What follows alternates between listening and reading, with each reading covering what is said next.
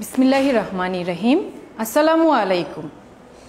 Ahmed বাউনি academy school and কলেজের একটি smart classroom থেকে আজকের অনলাইন ক্লাসে যে যেখান থেকে সংযুক্ত আছেন সবাইকে স্বাগতম জানাচ্ছি।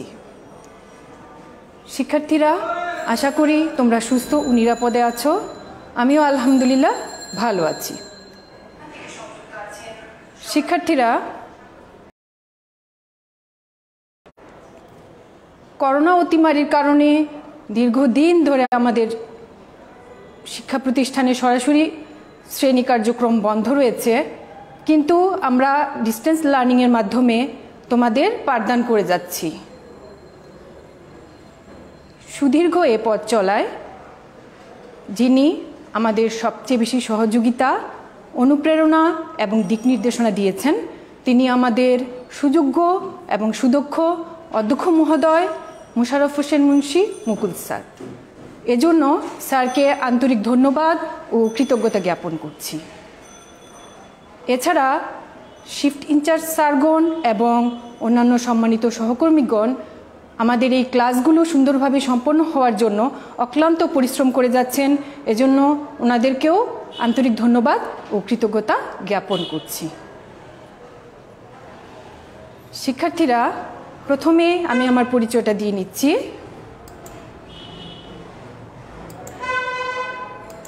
আমি ফারহানা করিম। আমি আজ দশম শ্রেণীর শিক্ষার্থীদের একটি রসায়ন ক্লাস নিব। এই ক্লাসটিতে নবম শ্রেণীর শিক্ষার্থীরা এবং 2021 সালের এসএসসি পরীক্ষার্থীরাও অংশগ্রহণ করতে পারবে। শিক্ষার্থীরা, তোমরা খাতা কলম নিয়ে বসে যাও এবং এখন পর্যন্ত যারা ক্লাসে জয়েন করোনি জয়েন করে যাও এবং আমাকে কমেন্ট করে জানিয়ে দাও যে আমাকে ঠিকভাবে শুনতেও দেখতে পাচ্ছ।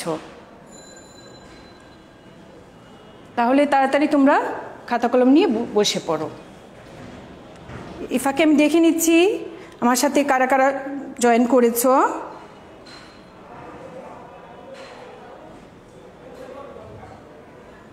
ইতিমধ্যে বেশ অনেকজনই জয়েন করেছেন, বাকিরা জয়েন করে ফেলো।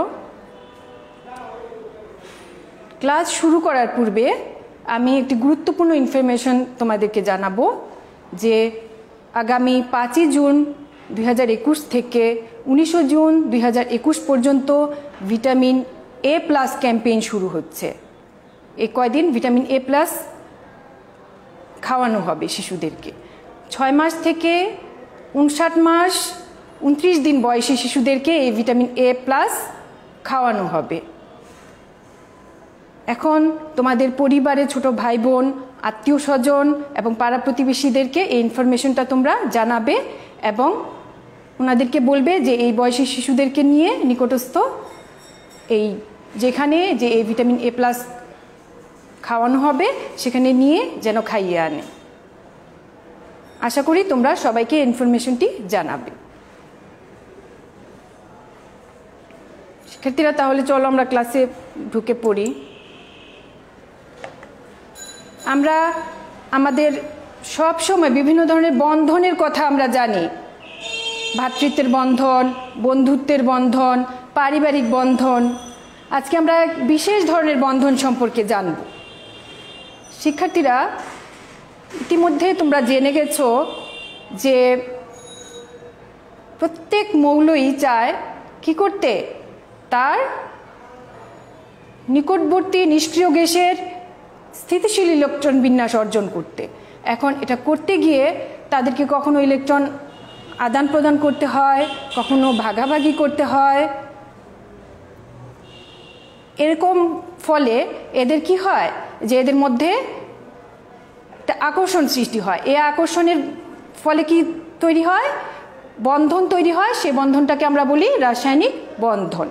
আজকে আমরা যে বন্ধনটা নিয়ে আলোচনা করব, তাহলে শিক্ষার্থীরা তোমরা বুঝতেই পারছো আমরা কোন বন্ধন নিয়ে আলোচনা করব।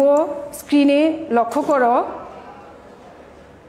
তাহলে আমাদের আজকের পাঠ কি হতে পারে শিক্ষার্থীরা? ঠিক বলেছ, আজকের পাঠ হবে হচ্ছে আমাদের আয়নিক বন্ধন। আজকের ক্লাসের শিখনফলটা কি হতে পারে সেটা আমরা একটু এক নজর দেখে নেই।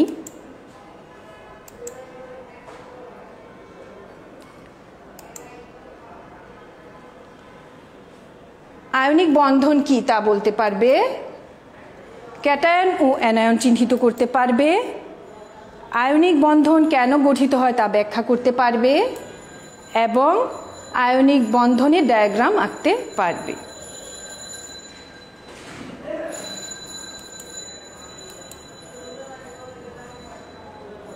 আয়নিক বন্ধন কেন গঠিত হয় আমরা একটু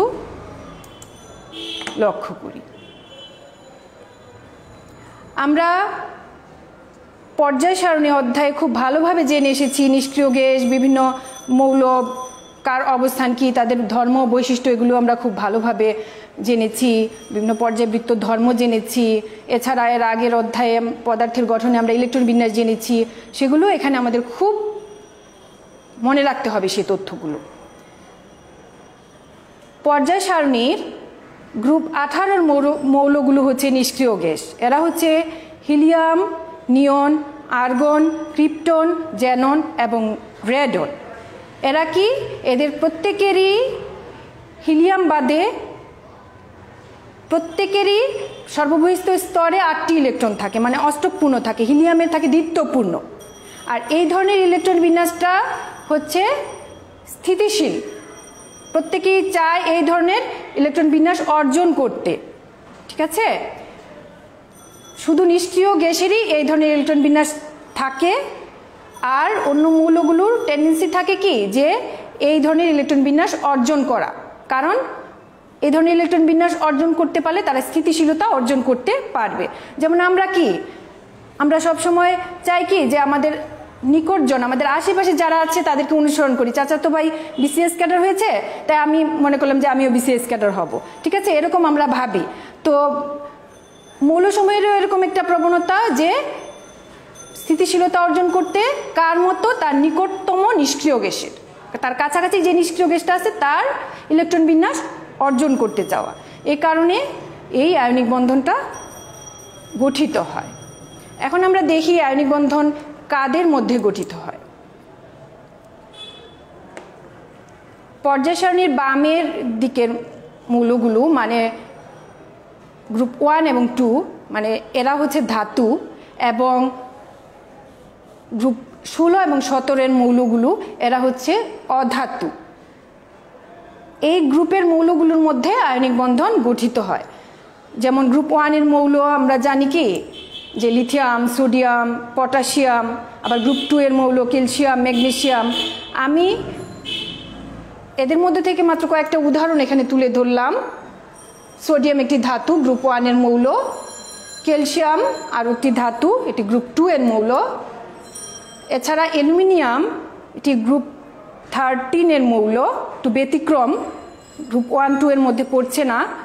এর বাইরে সর্ববহিস্থ শক্তি স্তরে 3টি ইলেকট্রন থাকে, এবং আমরা জানি যে পর্যায় সারণীতে কি হয় যে গ্রুপ 3 সাথে 10 যোগ করে তার গ্রুপ অবস্থানটা নির্ণীত হয়েছে, সে গ্রুপ 13 মৌল। এখন ফ্লোরিন হচ্ছে গ্রুপ 17 মৌল, এবং ক্লোরিনও তাই, এবং ব্রোমিন, ফ্লোরিন, ক্লোরিন, ব্রোমিন প্রত্যেকেই গ্রুপ 17 মৌল, এবং এরা সবাই অধাতু। তাইলে সোডিয়াম ফ্লোরিনের সাথে কি তৈরি করে? Sodium fluoride. ক্যালসিয়াম ক্লোরিনের সাথে ক্যালসিয়াম ক্লোরাইড, এবং অ্যালুমিনিয়াম ব্রোমিনের সাথে অ্যালুমিনিয়াম ব্রোমাইড গঠন করে। এরা কি সবাই আয়নিক যৌগ এবং আয়নিক বন্ধনের মাধ্যমে গঠিত হয়। তাহলে আমরা সাধারণভাবে কি বলতে পারি যে ধাতু ও অধাতুর মধ্যে যে বন্ধন গঠিত হয় তাকে আয়নিক বন্ধন বলে।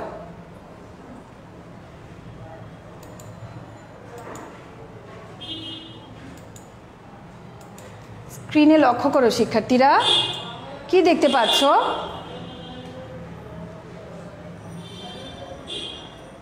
এরা কি? পরিচিত্রগুলো কিসের চিত্র?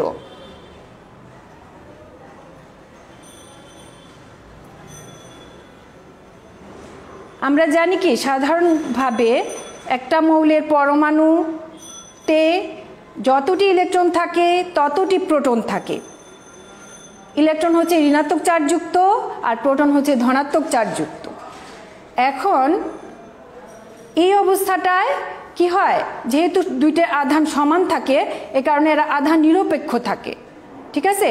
কিন্তু যখনই অষ্টক পূরণের জন্য ইলেকট্রন ত্যাগ বা গ্রহণ করতে হয় তখন আর সেটি আধান নিরপেক্ষ থাকে না, চার্জযুক্ত হয়ে যায়, আধানযুক্ত হয়ে যায়।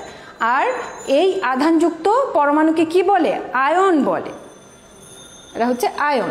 আয়ন আবার দুই ধরনের, ক্যাটায়ন এবং অ্যানায়ন। সেই সম্পর্কে আমরা এখন একটু জানব।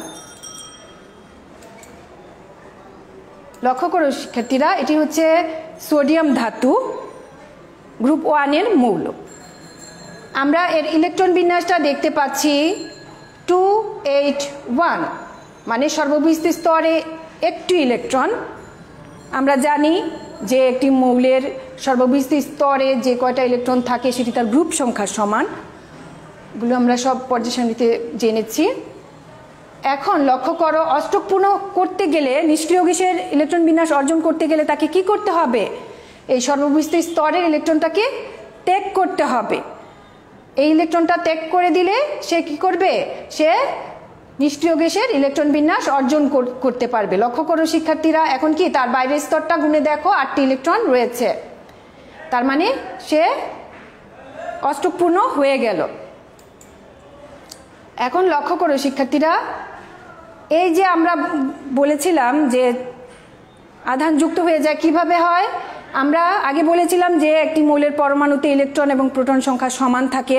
যখন ইলেকট্রন সে ত্যাগ করে ফেললো তখন কি হলো? ইলেকট্রন এবং প্রোটন মানে ধনাত্মক চার্জ এবং ঋণাত্মক চার্জের সংখ্যার মধ্যে তারতম্য দেখা দিল। তাইলে কোন চার্জের পরিমাণ বেড়ে গেল? ধনাত্মক চার্জ। তাইলে এই ধনাত্মক চার্জের পরিমাণ বেড়ে গেল কেন? কারণ ইলেকট্রনটা ত্যাগ করার ফলে। তো প্রোটন তো অপরিবর্তিতই আছে, কিন্তু ইলেকট্রন ত্যাগ করার ফলে সে প্রোটনটা বা ধনাত্মক চার্জটা বেড়ে গেল। এই কারণে সামগ্রিকভাবে পরমাণুটি কি হলো? ধনাত্মক চার্জযুক্ত হয়ে গেল, ঠিক আছে। আর এই ধনাত্মক চার্জযুক্ত পরমাণুকে কি বলে? ক্যাটায়ন বলে। এখন কেন ধাতুসমূহ ক্যাটায়ন গঠন করে? পর্যায় সারণীর গ্রুপ 1 এর মৌল ধাতুরা কেন ক্যাটায়ন গঠন করে? এর কারণ হচ্ছে, আমরা যদি একটু পিছনে তাকাই,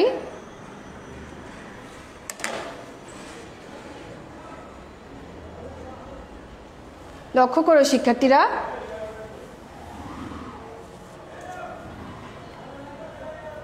পর্যায় সারণীর গ্রুপ 1, 2 এর মৌলরা মানে পর্যায় সারণীর শুরুতে বামের দিকের মৌলগুলো ধাতু, এবং এরা করে কি, যতই বাম থেকে ডানে যাওয়া যায় ধাতব ধর্ম হ্রাস পায়, অধাতব ধর্ম বৃদ্ধি পায়। এবং আরেকটা বিষয় ঘটে কি, এখানে পরমাণুর আকার হ্রাস পায় যতই বাম থেকে ডানে যাওয়া যায়। তার মানে এটা বোঝাচ্ছে কি, গ্রুপ 1 এর মৌলদের বা পর্যায় সারণীর বামের মৌলরা আকারে বড় থাকে, আকারটা বড় থাকে পরমাণুর আকারটা। এই কারণে হয় কি, এই যে কেন্দ্রে থাকে নিউক্লিয়াস, নিউক্লিয়াসে থাকে প্রোটন এবং নিউট্রন।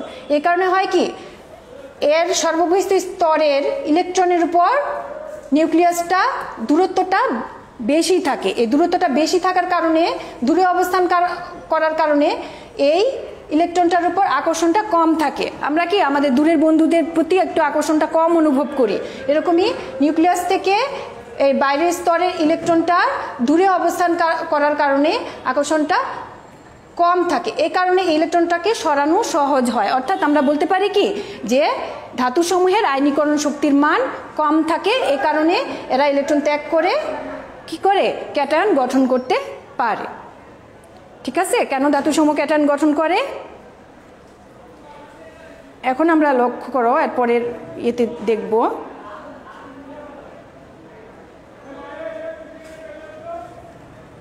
আমরা ফ্লোরিন দেখতে পাচ্ছি।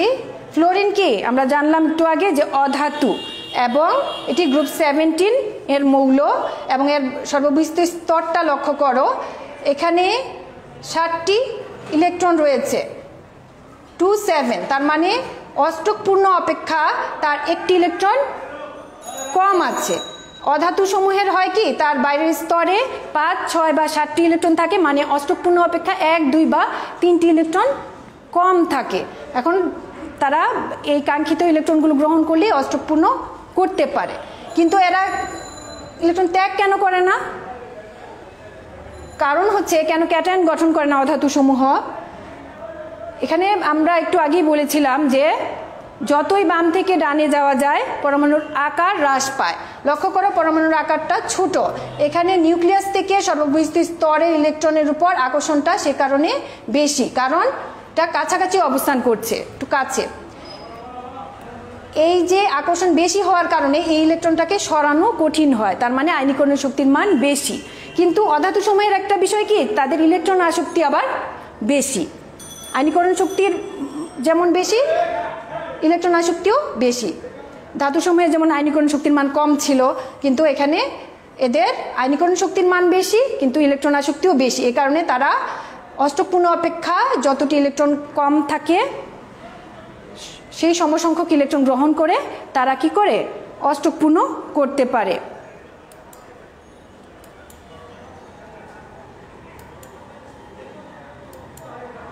লক্ষ্য করো সে সর্ববৃহৎ স্তরে 8টি ইলেকট্রন বিন্যাস অর্জন করলো, এবং এখানে দেখো যখন ইলেকট্রন সে গ্রহণ করলো ইলেকট্রন ছিল কি আগে 9টি এবং প্রোটনও 9টি, কিন্তু এখন যেহেতু সে ইলেকট্রন গ্রহণ করে ফেললো এখন তার ইলেকট্রন সংখ্যা বৃদ্ধি পেল, তার মানে মাইনাস চার্জ বৃদ্ধি পেল। এখন সামগ্রিকভাবে পরমাণুটি ঋণাত্মক চার্জযুক্ত হয়ে গেল। তার মানে আমরা কি বলতে পারি, ঋণাত্মক চার্জযুক্ত পরমাণুকে কি বলে, অ্যানায়ন বলে।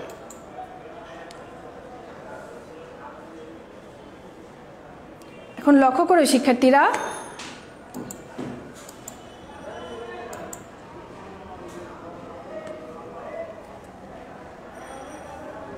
পর্যায় সারণীর বামের মৌল বা গ্রুপ 1, 2 এর মৌলগুলো তাদের সর্ববৃহৎ স্তরের 1 বা 2টি ইলেকট্রন ত্যাগ করে তারা কি করে ক্যাটায়ন গঠন করে, এবং অধাতু মৌলগুলো তারা কি করে সর্ববৃহৎ স্তরে 1, 2 বা 3টি ইলেকট্রন সমসংখ্যক ইলেকট্রন অষ্টক পূর্ণ অপেক্ষা যে কম থাকে সেটি গ্রহণ করে তারা অ্যানায়ন গঠন করে। ঠিক আছে, ক্যাটায়ন এবং অ্যানায়নের মধ্যে এক ধরনের আকর্ষণ বল কাজ করে, যে আকর্ষণ বলটাকে বলা হয় স্থির বৈদ্যুতিক আকর্ষণ বল। এই আকর্ষণ বলের কারণে কি হয়, তাদের মধ্যে এক ধরনের বন্ধন গঠিত হয়। এই বন্ধনটাকে কি বলে, আয়নিক বন্ধন। সোডিয়াম আয়ন এবং ফ্লোরাইড আয়ন মিলে কি হলো সোডিয়াম ফ্লোরাইড, আয়নিক বন্ধন। আর আয়নিক বন্ধনের মাধ্যমে যে যৌগ গঠিত হয় তাকে আয়নিক যৌগ বলে। এখন লক্ষ্য করে একটা তালিকা আমরা লক্ষ্য করব। সোডিয়াম বন্ধন গঠনের আগে 11টি ইলেকট্রন ছিল, প্রোটনও তাই, ফ্লোরিনেরও ইলেকট্রন সংখ্যা 9, প্রোটনও 9। এখন বন্ধন গঠনের পরে কি হলো লক্ষ্য করে শিক্ষার্থীরা, যেহেতু সোডিয়াম একটি ইলেকট্রন ত্যাগ করেছিল তাইলে ইলেকট্রন সংখ্যা কমে গেল কিন্তু প্রোটন সংখ্যা অপরিবর্তিত রইল। তার মানে ইলেকট্রন সংখ্যার পরিবর্তন কি হলো 1, এবং সেটি সামগ্রিকভাবে সোডিয়াম পরমাণুটি কি হলো ধনাত্মক চার্জযুক্ত হয়ে গেল, এবং ফ্লোরিন ইলেকট্রন গ্রহণ করলো, গ্রহণ করার ফলে সে ঋণাত্মক চার্জযুক্ত হয়ে গেল। ঠিক আছে, সোডিয়াম ইলেকট্রন ত্যাগ করে ধনাত্মক চার্জযুক্ত হয়েছে এবং ফ্লোরিন ইলেকট্রন গ্রহণ করে ঋণাত্মক চার্জযুক্ত হয়েছে। এই বিষয়টা তোমাদের অনেকেরই প্রবলেম হতে পারে যে অনেক পরমাণুর মাথায় +1 +2 কেন লেখা থাকে, এটা পরবর্তীতে আমি আরো উদাহরণের মাধ্যমে বুঝাবো। তোমরা লক্ষ্য করো যে ইলেকট্রন ত্যাগের ফলে ধনাত্মক আয়ন মানে প্রোটন চার্জটা যে বেড়ে গেল বা প্লাস চার্জটা বেড়ে গেল, এ কারণে ধনাত্মক আয়ন, এবং ইলেকট্রন গ্রহণের ফলে যেহেতু ইলেকট্রন ঋণাত্মক চার্জ বিশিষ্ট, ঋণাত্মক চার্জ বেড়ে গেল, এখানে এটা ঋণাত্মক আয়নে পরিণত হলো বা অ্যানায়ন গঠন করলো।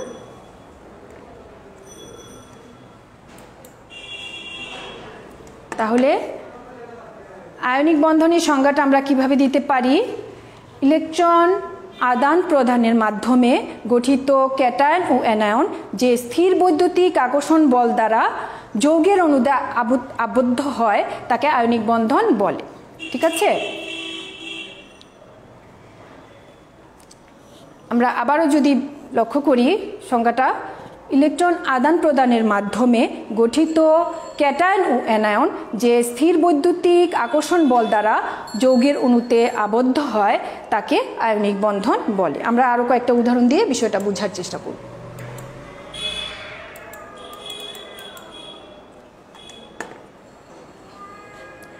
সোডিয়ামের ইলেকট্রন বিন্যাসের চিত্র তোমরা দেখতে পাচ্ছ। কেন্দ্রে নিউক্লিয়াস, প্রোটন নিউট্রন, বাইরে ইলেকট্রন। ক্লোরিনেরটাও তাই, নিউক্লিয়াস, বাইরে ইলেকট্রন। ইলেকট্রন বিন্যাসের চিত্র।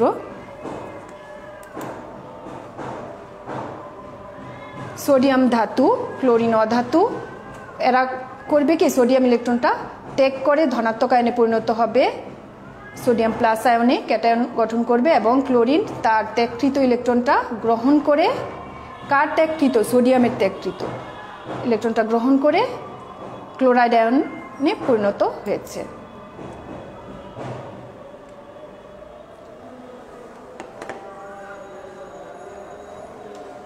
তাইলে সোডিয়াম ও ক্লোরিনের মধ্যে ইলেকট্রন আদান প্রদানের মাধ্যমে সোডিয়াম আয়ন ও ক্লোরাইড আয়ন গঠন করেছে।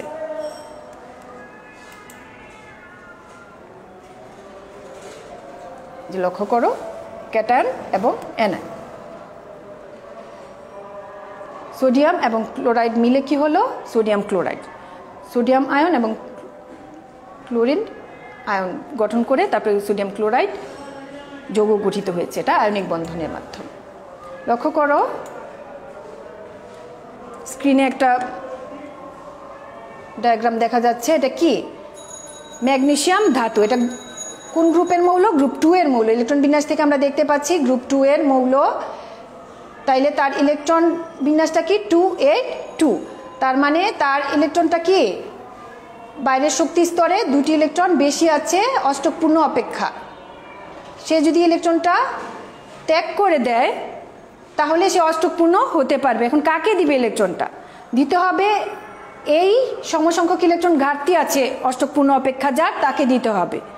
ঠিক আছে, এই ইলেকট্রনটা হয় অক্সিজেনকেও দিতে পারে, যেমন অক্সিজেন ইলেকট্রন বিন্যাস যদি আমরা লক্ষ্য করি, তার ইলেকট্রন 26, মানে অষ্টকপূর্ণ অপেক্ষা 2টি ইলেকট্রন কম আছে, দিতে পারে। তাহলে ম্যাগনেসিয়াম অক্সাইড গঠন করলো।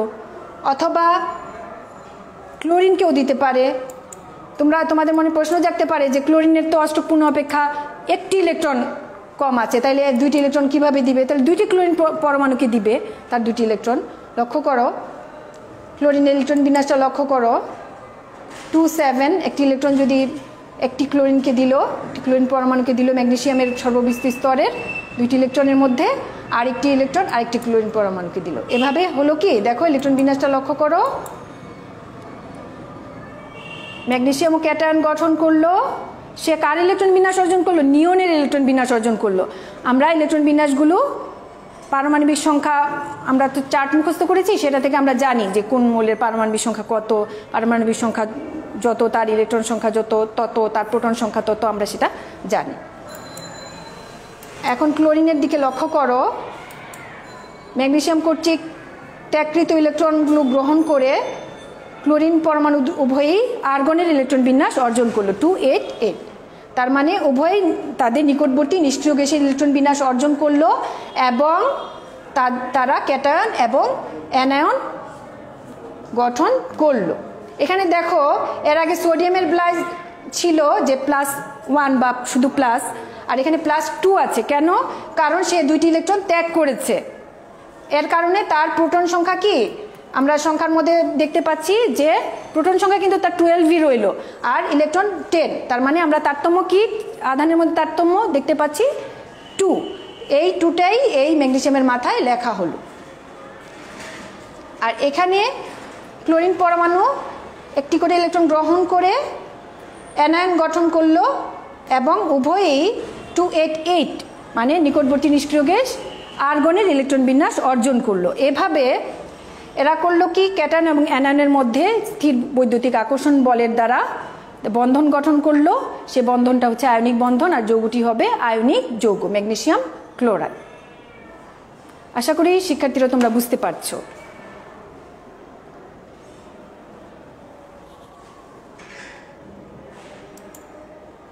এখন আমরা আয়নিক যৌগের কিছু বৈশিষ্ট্য লক্ষ্য করব। স্ক্রিনে তোমরা একটা তালিকা দেখতে পাচ্ছ। তড়িৎ ঋণাত্মকতার পার্থক্যের উপর বন্ধনের প্রকৃতি নির্ভর করে। দুটি মৌলের মধ্যে যদি তড়িৎ ঋণাত্মকতার পার্থক্য 1.70 এর বেশি হয় তখন তারা আয়নিক বন্ধন গঠন করে। তারপরে আমরা আরেকটা বৈশিষ্ট্য দেখতে পাই যে কি আয়নিক যৌগের গলনাঙ্ক ও স্ফুটনাঙ্ক খুব বেশি থাকে। কেন? কারণ তারা যে বন্ধনটা স্থির বৈদ্যুতিক আকর্ষণ বলটা সেটা খুবই শক্তিশালী, এটা ভাঙতে অনেক বেশি তাপমাত্রার প্রয়োজন হয়, এজন্য এই বন্ধনটা অনেক শক্তিশালী হয়, এজন্য গলনাঙ্ক স্ফুটনাঙ্কটা বেশি হয়। আয়নিক যৌগসমূহ পোলার দ্রাবক, যেমন পানিতে দ্রবণীয়। আয়নিক যৌগসমূহ জলীয় দ্রবণে বিদ্যুৎ পরিবহন করে। সম্পর্কে বিস্তারিত আমরা পরবর্তী ক্লাসে আরও জানব। এখন তোমরা এই ক্লাসটিতে কি বুঝতে পেরেছো আমি একটু যাচাই করে নেই। তোমরা একটু আমাকে কমেন্ট করে জানিয়ে দাও যে আয়নিক বন্ধন কাকে বলে। 1 নম্বর প্রশ্ন, কাদের মধ্যে আয়নিক বন্ধন গঠিত হয়? 2টি আয়নিক যৌগের নাম বলো, আয়নিক যৌগের 2টি বৈশিষ্ট্য বলো।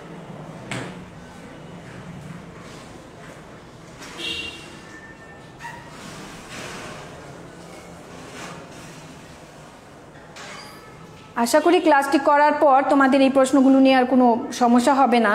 তারপর আমি বলে দিচ্ছি, তোমরা একটু মিলিয়ে নাও। আমার মনে হয় তোমরা অনেকেই উত্তরগুলো করতে পেরেছো।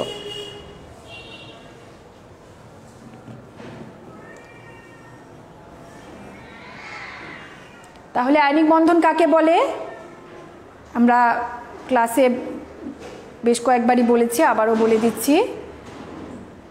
ইলেকট্রন আদান প্রদানের মাধ্যমে সৃষ্ট ক্যাটায়ন ও অ্যানায়নের মধ্যে যে স্থির বৈদ্যুতিক আকর্ষণ বলের মাধ্যমে যে বন্ধন গঠিত হয় তাকে আয়নিক বন্ধন বলে।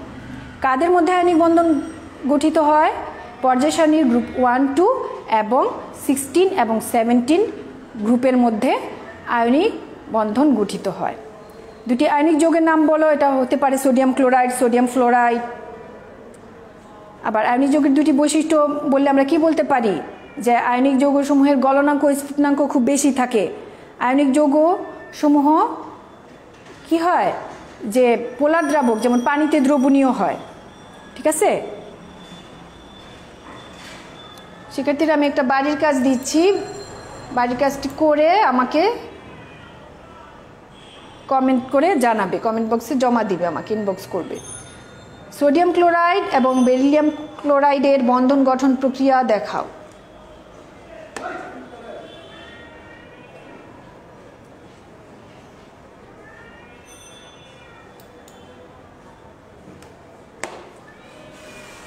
শিক্ষার্থীরা, আশা করি তোমরা ক্লাসটি খুব ভালোভাবে বুঝতে পেরেছো। তোমরা বাসায় বারবার ক্লাসটি দেখবে এবং অনুশীলন করবে, তাহলে তোমাদের জন্য আরও সহজ হয়ে যাবে। এবং খাতায় বেশি বেশি প্র্যাকটিস করবে, ডায়াগ্রামগুলো আঁকার চেষ্টা করবে, বিভিন্ন গ্রুপ মৌলের সাথে তোমরা বন্ধন গঠন করার চেষ্টা করবে। দেখবে যে তোমরা আরও সহজভাবে বিষয়টা তোমাদের মনে থাকবে। তাহলে আজকে এ পর্যন্তই, পরবর্তী ক্লাসে আবার দেখা হবে। ধন্যবাদ।